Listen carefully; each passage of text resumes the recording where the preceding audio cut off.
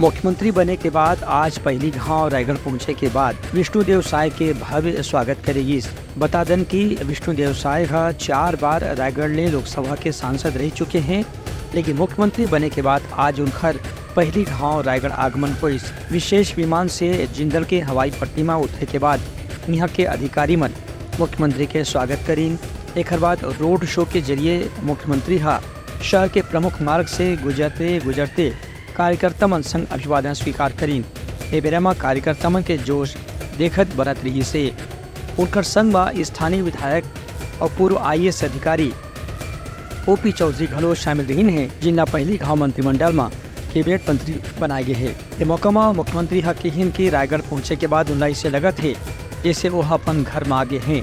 मुख्यमंत्री बने के बाद रायगढ़ क्षेत्र के विकास पर विशेष रूप से ध्यान दी जाए, संग संग यहाँ के जौन भी समस्या है उन्हें भी दूर करे पर प्राथमिकता के साथ में प्रयास करी जाए।